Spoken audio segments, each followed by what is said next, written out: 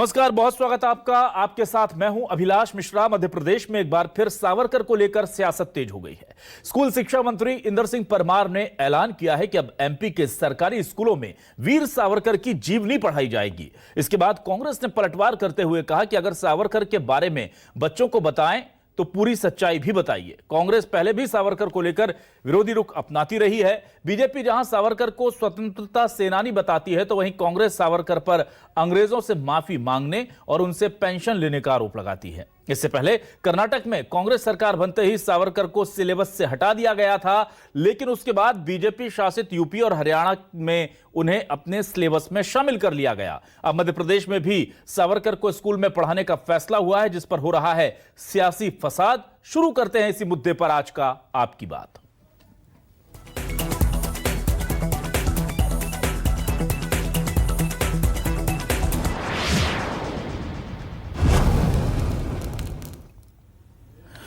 और आइए सबसे पहले आपको 4 बयान सुना देते हैं कि सावरकर को सिलेबस में शामिल करने को लेकर किस तरह से सियासी फसाद मचा हुआ है। 4 बयान अलग अलग पार्टी के लोगों के। भारत केंद्रित शिक्षा पर काम कर रही है, यानी अब देश के लिए काम करने वाले देश के हीरो वो बनेंगे, उनका हम बच्चों को पढ़ाने का काम करेंगे। और इसलिए कई महापुरुषों की जीवनियाँ हम जो नया सारा सिलेबस बनेगा उस सब में जोड़ेंगे।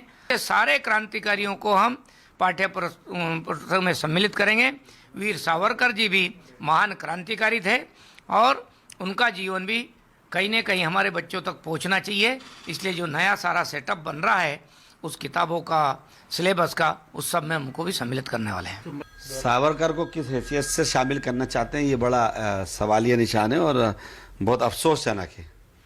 सावरकर की कहीं कोई भी पृष्ठभूमि में हमने जो आज तक पढ़ा, उनके खुद के पत्र पढ़े हैं, जिसपे अनेक बार पत्र सोशल मीडिया पे आ चुके हैं जो अंग्रेजों से उन्होंने माफ़ी मांगी है।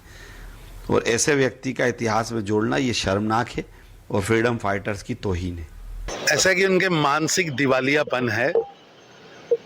देश के क्रांतिकारी जिन्होंने अपना जीवन का पल पल देश के लिए लगाया हो, जिनके नाम से अंग्रेज डरते हों, उनको नहीं पढ़ाया जाएगा तो किसको पढ़ाया जाएगा?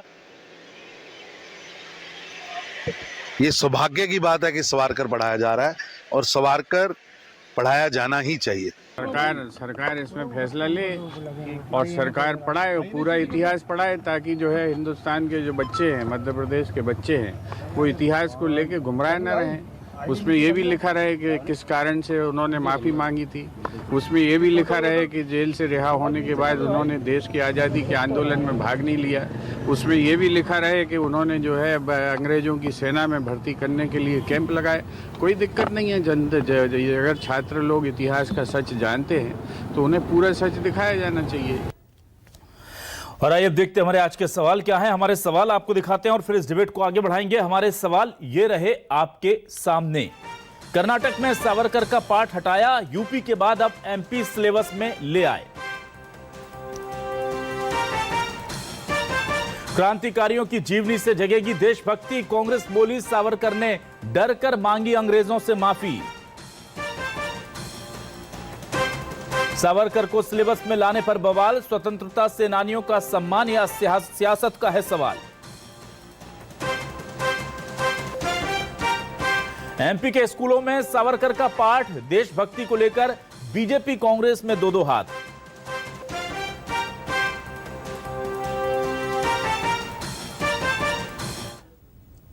और आइए सीधे रुक करता हूं अपने 4 खास मेहमानों का। मेरे साथ आज बीजेपी से वरिष्ठ नेता प्रवक्ता विकास बोंद्रिया जी जुड़े हुए हैं। विकास जी, बहुत स्वागत करता हूं आपका हमारे इस खास डिबेट शो में। मेरे साथ कांग्रेस से वरिष्ठ नेत्री, पूर्व विधायक सविता दीवान जी जुड़ी हुई हैं। सविता जी, स्वागत है आपका भी।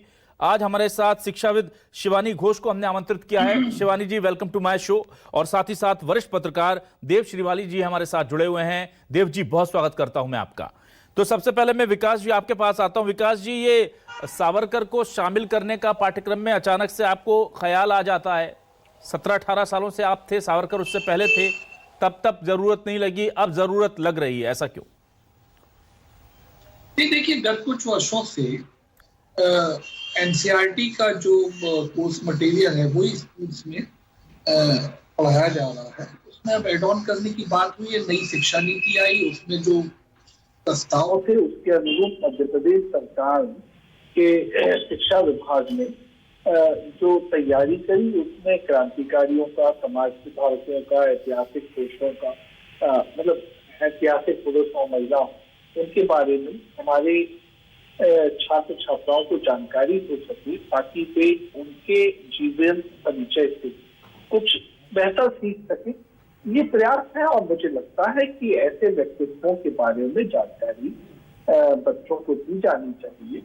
सावरकर जी के मामले में तो देखिए पहले भी नेशनल बुक ट्रस्ट को अमरचित कथाएं उनके ऊपर प्रकाशित हुई, अनेक साहित्य प्रकाशित हुआ, और मुझे लगता है कि एक बड़ा स्वतंत्रता सेनानी जो कि बड़ी कठिन कारावास की सजा भोगा हो स्वतंत्रता आंदोलन के मसले में, जो एक बड़ा समाज सुधारक रहा हो, जिसने अस्पृश्यता के खिलाफ अस्पृश्यता मिटाने के लिए काम किया हो, एक ऐसा समाज सुधारक जो महिलाओं को समाज में बेहतर दर्जा देने के लिए काम करता रहा हो, एक इतिहासकार जो ऐतिहासिक तथ्यों को खोज कर लेखन करता हो, तो इनके बारे में तो जानकारी होनी चाहिए ना। लेकिन कांग्रेस ये कह रही है कि बाकी जानकारी फिर पूरी दीजिएगा। विकास जी, कांग्रेस कह रही है कि पूरी जानकारी दीजिएगा माफी मांगने वाली की बात करता रहा हूं। जी जी, कांग्रेस कह रही है कि उन्होंने माफी मांगी थी, उन्होंने कांग्रेस सरकार से अंग्रेज सरकार से पेंशन ली थी, ये जानकारी भी फिर उसमें उपलब्ध करा दीजिए। देखिए कांग्रेस में मैं एक ही बात कहूंगा, क्योंकि आज मैं सुबह एक ऐसे कांग्रेस के नेता के साथ में चर्चा में था, इसलिए मुझे हाल में ध्यान आ गया। मुझे सरिता दीवान जी का नहीं मालूम, लेकिन वो जो सज्जन थे वो आपातकाल में मीसाबंदी रहे, लेकिन आज कांग्रेस के साथ बैठ रहे। तो देखिए स्वतंत्रता संग्राम सेनानी के रूप में वीर सावरकर रहे, उन्होंने बहुत कठिन सजा, काला पानी की सजा भोगी। ठीक है। अब एक उनके मन में उद्वेलन रहा होगा कि भाई मैं ऐसे तो काला पानी की कोठरी में बंद पड़ा रह जाऊंगा, तो क्या स्ट्रेटेजिक रूप से मैं वापस समाज के बीच जा सकूं, काम कर सकूं। वो रत्नागिरी में उन्हें तो एक तरह से नजरबंदी का काम था ना, जिले के बाहर नहीं निकल सकते थे रत्नागिरी के, फिर भी वे किसी तरह से ठीक है विकास जी, स्ट्रेटेजी प्लान में रत्नागिरी कांग्रेस क्या सोचती है इस पर बातचीत करेंगे। महाराष्ट्र में समाज सुधार का काम करते हैं, जनता को जागरूकता का काम करते हैं, मतलब सतत उन्होंने स्वतंत्रता का काम किया। आप सोचिए एक अच्छा राष्ट्र बनने के लिए राजनीतिक जो संप्रभुता चाहिए, राजनीतिक समझ जो जनता के बीच चाहिए, उसके लिए बेहतर समाज सुधार की जरूरत है। ठीक है विकास जी, मैं सविता जी के पास आने की इजाजत चाहूंगा। सविता जी मुझे ये बताइए, क्या सावरकर को पाठ्यक्रम में शामिल करके कांग्रेस सीधे तौर पर हम कहें कि सिलेबस का, पाठ्यक्रम का, स्कूलों का पॉलिटिकल यूज करना चाहती है? देखिए, मैं पहली तो बात वहाँ से शुरू करना चाहती हूँ कि सावरकर जी का जन्म हुआ 1883 में और उनकी मृत्यु हुई 1966 में। देश स्वतंत्र हुआ 1947 में। 1977 में पहली बार मोरारजी देसाई की गैर कांग्रेस की सरकार आई। उसके बाद 96 में अटल बिहारी वाजपेयी 13 दिन के लिए बने, फिर वे 13 महीने के लिए बने, और 99 से लेकर 2004 तक पंडित अटल बिहारी वाजपेयी इस देश के प्रधानमंत्री थे, जिनके शिक्षा मंत्री, एचआरडी मिनिस्टर थे मुरली मनोहर जोशी जी, डॉक्टर मुरली मनोहर जोशी जी, जो कि बनारस को रिप्रेजेंट करते थे और बनारस जैसा विद्वानों का शहर को प्रतिनिधित्व करते थे। मध्य प्रदेश में 1977 में सरकार आई, मध्य प्रदेश में 1990 में सरकार आई, मध्य प्रदेश में भारतीय जनता पार्टी की सरकार 2003 से लगातार है। देश का स्वतंत्रता आंदोलन चला 1947, 15 अगस्त 1947 को देश स्वतंत्र हो गया। आप बार बार सरकार में रहे, आप खुद ये जानते थे कि सावरकर जी का स्वतंत्रता संग्राम आंदोलन में उतना बड़ा योगदान नहीं है। यदि आप समझते, यदि आप मानते, तो जब पंडित अटल बिहारी वाजपेयी प्रधानमंत्री थे, जब पंडित कैलाश जोशी प्रधानमंत्री थे, मुख्यमंत्री थे, जब सुंदरलाल पटवा जी मुख्यमंत्री थे, जब वीरेंद्र कुमार सकलेजा जी मुख्यमंत्री थे, जब उमा भारती मुख्यमंत्री थी, जब शिवराज सिंह चौहान लगातार मुख्यमंत्री रहे, उस समय तक उनके योगदान को क्यों नहीं याद किया गया? ठीक है। जहां तक स्वतंत्रता संग्राम की मैं बात कहना चाहती हूं, मेरी बात पूरी हो जाने दीजिए, पूरी हो जाने दीजिए। जहाँ तक स्वतंत्रता संग्राम की मैं बात कहना चाहती हूँ, आपको पता है भारतीय जनता पार्टी के हमारे साथी ये कह रहे हैं कि उन्होंने काला पानी की सजा ली, वे तो 1913 से लेकर 1920 तक जेल में रहे, जो मुझे जानकारी है। और ये बार बार भारतीय जनता पार्टी ये कहती है उनको 2 बार आजीवन कारावास की सजा दी गई थी। तो जब 2 बार आजीवन कारावास की सजा दी गई थी तो वह 5-6 साल में बाहर कैसे आए? क्यों उन्होंने इतनी बार अंग्रेजों से माफी मांगी, माफीनामा लिखा, बार बार जेल से बाहर निकलने के लिए माफीनामा लिखा, और ना केवल माफीनामा लिखा बल्कि उन्होंने ये कहा कि मैं अंग्रेजों की सरकार का समर्थन करूंगा, मैं, मेरे भाई, मेरा परिवार का कोई भी सदस्य स्वतंत्रता आंदोलन में भाग नहीं लेगा, मैं सरकार की नीतियों को आगे बढ़ाने के लिए काम करूंगा। इस स्तर का माफीनामा उन्होंने दिया। और इसीलिए मैं मानती हूं कि आपके जो पूर्ववर्ती नेता रहे होंगे उन्होंने ये कभी नहीं माना कि वे स्वतंत्रता संग्राम में उनका बड़ा कोई योगदान रहा होगा। मैं बार बार भारतीय जनता पार्टी के लोगों से कहना चाहती हूँ। ठीक है, मैं आता हूं अब शिवानी घोष आपके पास। शिवानी जी, मुझे ये बताइए, क्या आपको लग रहा है कि हाल के दिनों में बहुत ज्यादा प्रयोग चल रहे हैं सिलेबस के साथ, और ये पॉलिटिकली इन्फ्लुएंस से पहले ये चीजें दूर रहती थी, पर अब ऐसा लग रहा है कि सरकार अपने पॉलिटिकल एजेंडे के हिसाब से, कर्नाटक में कांग्रेस की गवर्नमेंट आई तो सावरकर बाहर, यूपी में लगा कि मामला बड़ा है तो सावरकर अंदर, फिर अगर कांग्रेस की गवर्नमेंट एमपी में आ जाएगी तो फिर पक्का है कि सावरकर बाहर होंगे। इसको, ये कितनी खतरनाक परंपरा के तौर पर आप देखती हैं? बिल्कुल आप सही कह रहे हैं। मैं एक समाज सेविका हूं और बच्चों के साथ काम करती हूं, तो मुझे ऐसा लगता है कि इतिहास बहुत इम्पॉर्टेंट है सब बच्चों के लिए जानना, पर इस तरीके से हर आए दिन कोई चैप्टर में ले आना, सिलेबस में ले आना, किसी चीज़ को सिलेबस से निकाल देना, ये वाकई में बच्चों के लिए बहुत बड़ा दिक्कत है। क्योंकि हमारे समय में हम जब पढ़ते थे तब हमें लगता था कि कौन कौन लीडर है, क्या है, और उस हिसाब से पढ़ा जाता है। ये हर साल चेंज हो रहा है, लीडरशिप का ये चेंज हो रहा है, इतिहास में दूसरे चीज़ें इंक्लूड किए जा रहे हैं। ये एक्चुअली बच्चों के फ्यूचर के साथ खिलवाड़ हो रहा है, जो नहीं होना चाहिए, जो किसी भी बच्चे के लिए दिक्कत है। क्योंकि इतिहास सबके लिए बराबर है, चाहे वो किसी भी स्टेट का हो, इतिहास सबके लिए बराबर होता है। और जब सबके लिए बराबर है तो मेरे ख्याल से ऐसे सोच समझ के उस पर डालना चाहिए कि कौन सा एक्चुअली आना चाहिए इतिहास में और कौन सा नहीं आना चाहिए। ये बच्चे के फायदे के लिए, बच्चों के साथ काम करती हूँ तो बच्चों का फायदा हो उसमें, और बच्चों को समझ में आए एक्चुअली इतिहास में कौन कौन लोग हैं और क्या उनको पढ़ाना चाहिए या क्या उनको समझना चाहिए आगे के लिए। ठीक है, देव श्रीमाली जी आपके पास आता हूं। श्रीमाली जी, मैं आपसे यह जानना चाहता हूं, क्या आपको लगता है कि ये तमाम जो चीजें हो रही हैं ये सिर्फ और सिर्फ इलेक्शन बेस्ड पॉलिटिक्स का हिस्सा है? क्योंकि इस तरह से अगर पॉलिटिकल इन्फ्लुएंस शिक्षा में हो जाएगा तो बहुत गड़बड़ होगी। पहले तो एक पार्ट को शामिल करने के लिए समितियां बनती थी, उस पर लोगों से राय जानी जाती थी कि इसे शामिल किया जाए नहीं किया जाए। अब तो बैठकर पॉलिटिकल पार्टीज तय कर लेती कि हम बच्चों को क्या पढ़ाएंगे क्या नहीं पढ़ाएंगे। बिल्कुल सही कह रहे हैं, और ये बहुत मुश्किल हो रहा है किसी भी बच्चे के लिए कि उनको कैसे आप समझाएंगे कि ये। हाँ जी शिवानी जी, ये सवाल मैं देव श्रीमाली जी से ले रहा हूँ। देव जी प्लीज जी। और दुर्भाग्यपूर्ण बात ये है, ये दो बातें हैं। एक तो जो शिवानी जो बोल रही थी वो भी अपनी जगह एक बात है, दूसरी बात मैं ये कहता हूँ कि भाई स्वतंत्रता आंदोलन से जुड़े हुए लोगों को राजनीति का जरिया बनाना, ये किसी भी दल के लिए, मैं किसी दल की विशेष की बात नहीं कर रहा, बहुत ही खराब बात है।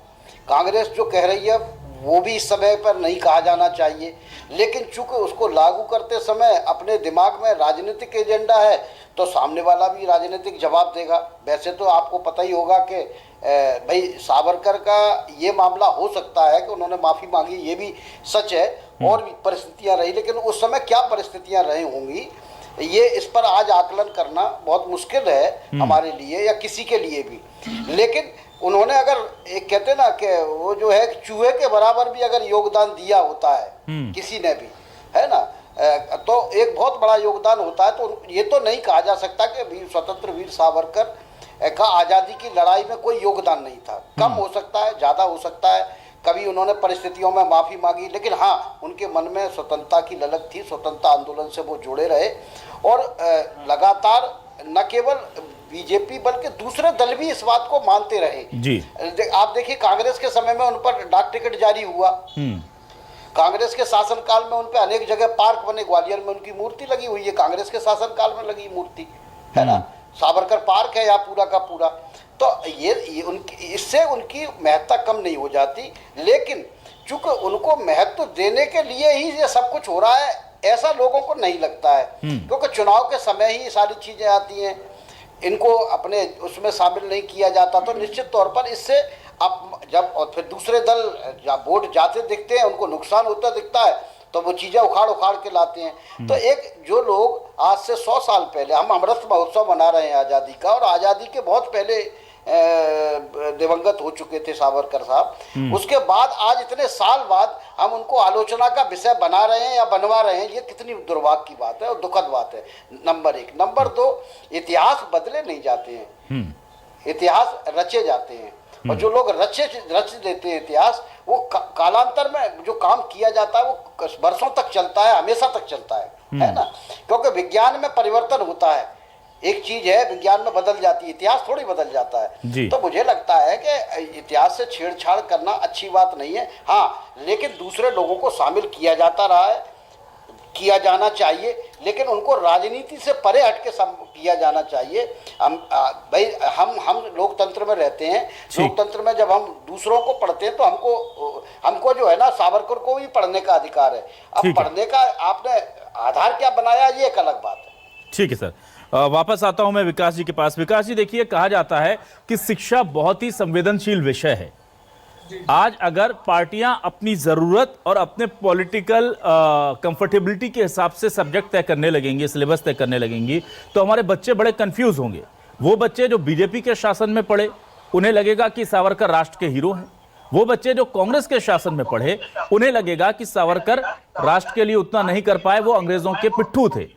तो ये जो बड़ा विरोधाभास सामने आएगा हमारी आने वाली पीढ़ियों में, इससे बचने के लिए क्या यह बेहतर नहीं था कि ऐसे मानकों को इतिहास के हम सिलेबस में शामिल करें जो इस तरह के किसी भी आर्गुमेंट से, किसी भी तरह के विवाद से दूर हों? ऐसे बहुत ढेरों होंगे, हजारों लोग इतिहास में ऐसे होंगे जिनकी छवि पर कोई दाग नहीं होगा, जिनकी छवि को लेकर कोई कंट्रोवर्सी नहीं होगी। तो ऐसे लोगों को ना चुनकर विवादित शख्सियतों को ही क्यों शामिल किया जाता है? नहीं, देखिए, मैं आपका जो भाव है बहुत अच्छा है और मैं उसमें सहमत हूँ जी, लेकिन तथ्यात्मक रूप से देखिए आप, इतिहास लिखने का काम या बच्चों का शुरुआती दौर में, स्वतंत्रता के बाद में शुरुआती दौर में, चूंकि कांग्रेस की सरकारें रही, तो उन्होंने अपने ढंग का, अपने विचार अनुरूप, अपने को सूट करने वाले व्यक्तित्वों को लेके एक ऐतिहासिक रचना, इतिहास की रचना करी।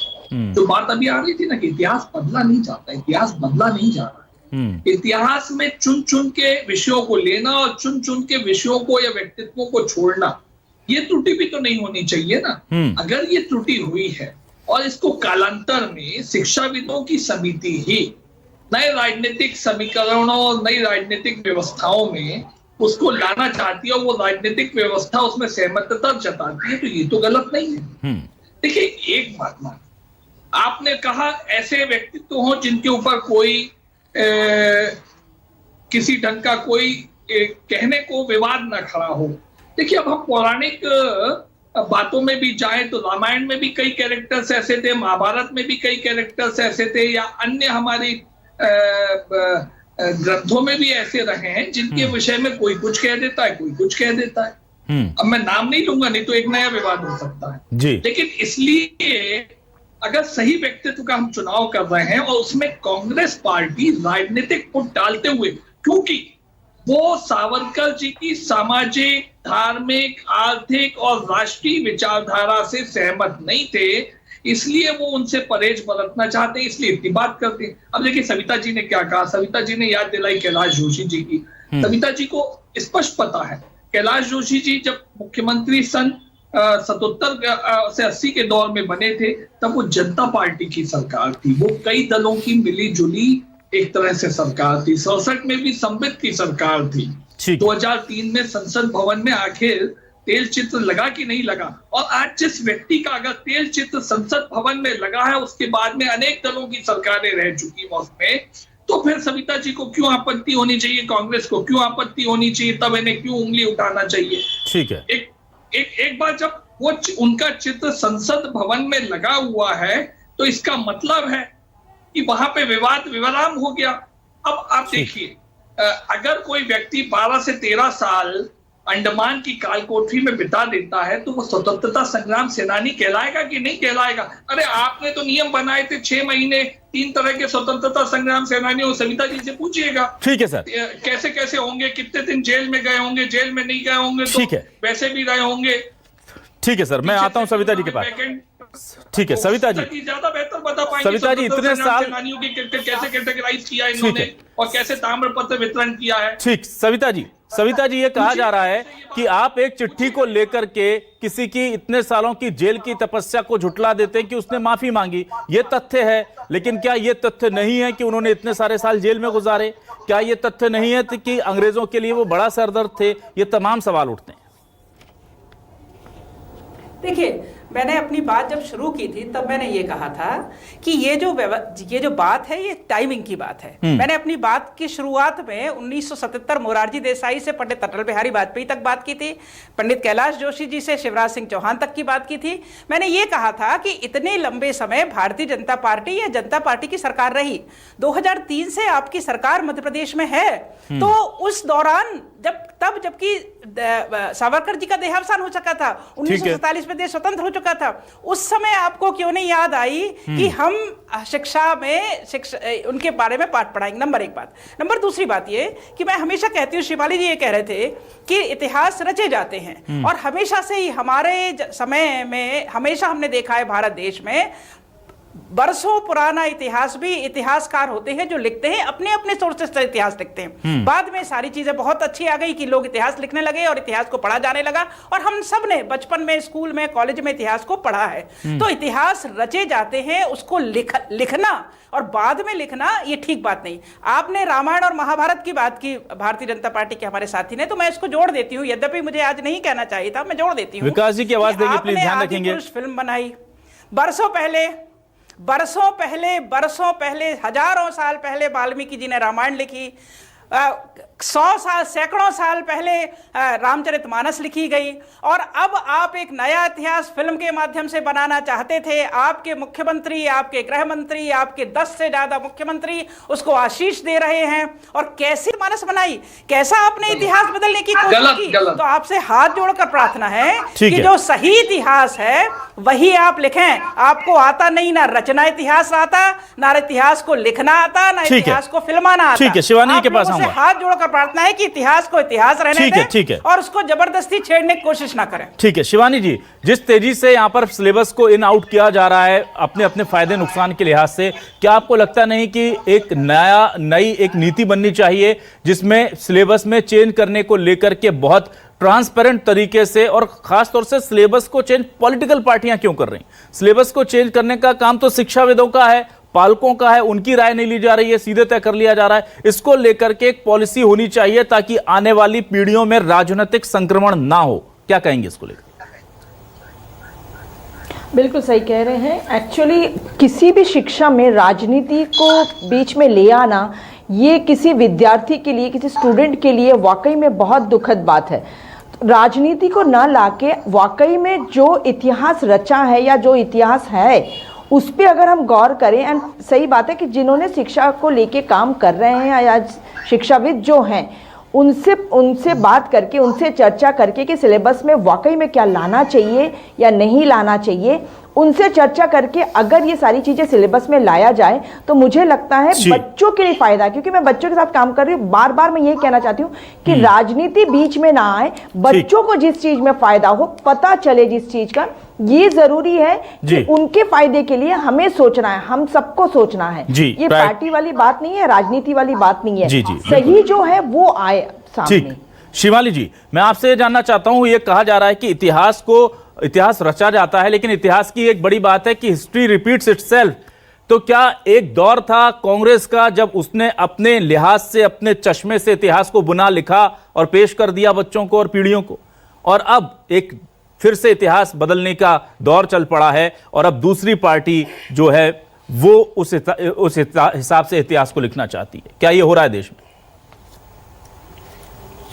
देखिए, सामान्य तौर पर इतिहास कोई एक किताब नहीं होती है कि अगर कोई एक व्यक्ति लिख देगा और वही जो है इतिहास बन जाएगा, है ना। हम लोगों ने इतिहास के बहुत सारे विद्यार्थी रहे हैं। हमने भी जब यूपीएससी पीएससी के लिए इतिहास पढ़ा तो हम भी 10-10 20-20 किताबें पढ़ते थे और विभिन्न प्रकार की किताबें एक ही सब्जेक्ट पर रहती हैं, है ना। तो हम, हो सकता है कोई इतिहासकार का रुझान किसी भावना के प्रति रहा हो, लेकिन वह अंतिम सत्य नहीं हो जाता है ना।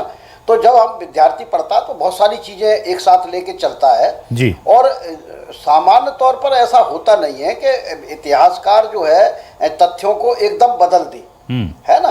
तो मुझे नहीं लगता कि ये देखो, लोग स्वभावगत होते हैं, हर आदमी समाज का एक हिस्सा होता है, सबका अपना एक विचार भी होता है और विचार जो है लेखन पर कभी कभी आ भी जाता है, लेकिन इतिहास बदला तो नहीं जा सकता है ना। कि जलियांवाला बाग इस 13 अप्रैल को हुआ था तो नहीं बदल सकते ना। जनरल डायर ने गोली चलवाई थी और सरदार मारे गए थे, ये तो अपने आप में सच रहेगा ना। वीरांगना लक्ष्मीबाई का बलिदान ग्वालियर में 18 जून को हुआ था और उस समय शासन किसका था ये तो रहेगा ना। अंग्रेजों ने किस तरह से फिर बर्बरता की ये भी रहेगा। तो इसमें थोड़ा बहुत हेर फेर अगर कहीं कर दिया गया हो तो बात दूसरी है, लेकिन तथ्यों को हटाया नहीं जा सकता, छुपाया नहीं जा सकता। वो चीजें अगर हटाई गई होती तो वो डोमेन में होती ही नहीं, चाहे वो सावरकर जी के बारे में हो चाहे दूसरे लोगों के बारे में हो। तो ऐसा नहीं होता है और ऐसा अगर होता भी है और हुआ भी है तो ऐसा नहीं होना चाहिए। इतिहास पुनर्लेखन का विषय नहीं है।